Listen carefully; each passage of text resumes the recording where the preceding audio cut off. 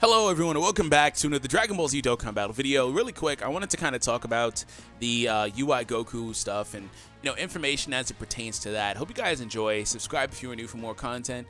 Now, I'm also going to put out there a couple of different perspectives for you guys. First and foremost, we are on the test server, courtesy of Renzi, and we know what some of the cards are that they're planning. If you check this on normals DBZ.space, you're probably not going to see what I'm going to show. But that being said, trust me, this is legitimate information. So, again, shout out to Renzi DBZ Space for, having access to this and allowing us to see what he sees basically from the back end. So, that being said, as you know, I put up a video and a couple others did as well. But we put up a video, or a lot of us did, like I said, we put up videos about UI Goku, right? And the fact that his awakening should and probably will be coming in about 10 days. So keep that in mind. If you haven't seen that video, it'll be in the final 20 seconds of this. Feel free to click it and check it out and see the info. But alongside UI Goku, there are supposed to be several other characters. First and foremost, it's more than likely that we're going to get the other characters and a lot of their awakenings and stuff. If you had to ask me which one I thought would be more likely, I'd say, the new characters and their awakenings and UI Goku could be saved for later, but I honestly think all of it's coming at one time just because basing it off of JP and basing it off of the schedule that I'm going to show, it all shows that it's coming at once. But be aware that all this stuff, the reason I brought up that last part is be aware that all this stuff is subject to change until you see an official announcement from Bandai. You got to take this stuff with a grain of salt. I mean, most of the time DBZ Space is accurate, but sometimes there have been issues where DBZ Space is accurate, but Bandai just doesn't put the info out. So let's go ahead and check the schedule here. So on the schedule list, you see that there's the Android 18 card coming out. You see Jiren is supposed to come out the night of the 14th of the month, so in 9 days and some hours. So you see that. You see Kale's getting her awakening. You see the free-to-play Kale is here as well. The free-to-play Caulifla is here as well. And you see Kaba gets his SS2 awakening. This is the awakening for the previous Tech Kaba right here. So this old guy from the Universe 6 event, he now Dokkan awakens through this event to SS2 Kaba. What an art upgrade. Massive art upgrade. But yeah, so one thing I want to point out is Caulifla's awakening isn't in here. So I don't know if they've gotten around to testing it yet. They could add her awakening in at a later date as we get closer to this time and when we get the data download and all that stuff, assuming that this is supposed to come out. For more information, like I said, because this also launches with the event, check out that other video. You're definitely going to see that to get a little bit more insight as to what I'm talking about here. But that's the only thing that's really missing. This is how it's supposed to be. When it came out to Japan, I believe last month, this is how it was. These characters came out, and there were new awakenings, and Jiren came out alongside UI Goku's Dokkan event, which, that's how he awakens to the TUR. He has his own Dokkan event implemented when Jiren comes out. But be aware, Jiren is not going to awaken. Jiren is going to come out, and he's going to do the exact same thing they did with UI Goku. They are not going to release Jiren's Dokkan event with his Dokkan Festival. That is how it's seeming because there is no Jiren TUR card right here in the schedule. So they are going to allow UI Goku to awaken and then awaken Jiren later, presumably with Super Saiyan Blue Evolution Vegeta. Now, when it comes to this character, a lot of people are speculating whether or not we will get his secondary end of his passive. It's very likely, to be honest, that they just say, okay, for now, all he does, or they change up his passive. Quick note, it's not fully translated, so they could change this at any point. They're not done with this card yet. Like, he's almost done, they're not done. So that's one thing to point out. But yeah, people are wondering, like, if we'll get his one below 50% HP, he transforms into his mastered state. It's possible that they take that off for the time being, and the reason why is because if they want it to be a special thing, and this is part of the issue with Global doing things in weird orders, as opposed to just doing it in a static way. And I swear they do that just so people are caught off guard. But, I mean, it makes sense from the business perspective. But it's dumb from this perspective in that if they want the transformation to be a refreshing new mechanic that comes out on the 3-year anniversary in July, which is when the anniversary is, which is when the transformation technically should be introduced, again, following suit based off of JP. But we know by now JP and Global are just simply different games. But, unless they're planning to reveal something entirely different, that transformation mechanic is going to be not really that new when it comes to, those characters being introduced as LRs, LR Gogeta and Vegito. They were the first ones to come out with that in Japan.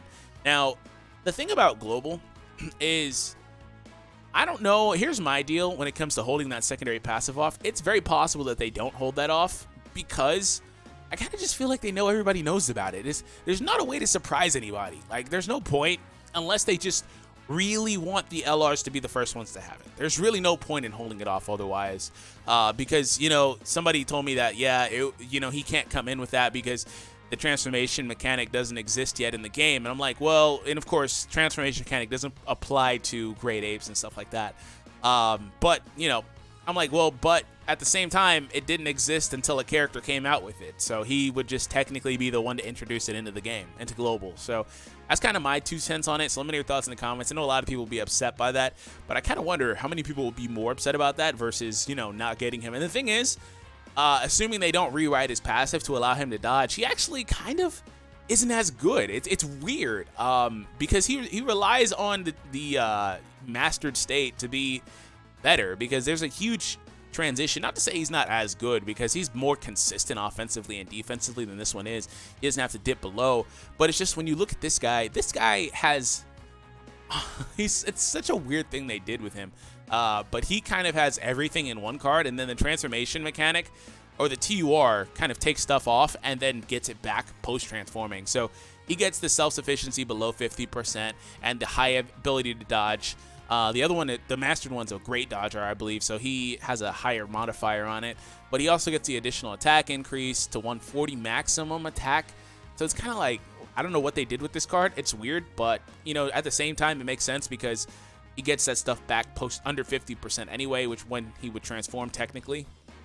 But, you know, just kind of looking at them, there's not that huge of a difference if you take the transformation off of the card. So he just can't dodge, which may or may not be a big deal. And he also doesn't get the extra attack boost or anything like that. So I would be curious to see the calcs, honestly, to see if this guy could honestly, under below 50%, out damage this guy at 100%, but with the Fierce Battle Link. So that's weird to me. But nonetheless, that's just my 2 cents on it. So for the last little bit, I want to move over to the special missions. So if you go to special missions, we scroll all the way down. You see a bunch of missions that are not available yet or haven't been fulfilled. Some of them even have no image. That's the stagnant no image, or the standard, excuse me, no image. So if we scroll all the way down, we see the missions for the Tournament of Power stuff. So clear it 3 times, you get that Kale, so on and so forth. They are farmable, but you also get them by missions. So keep that in mind.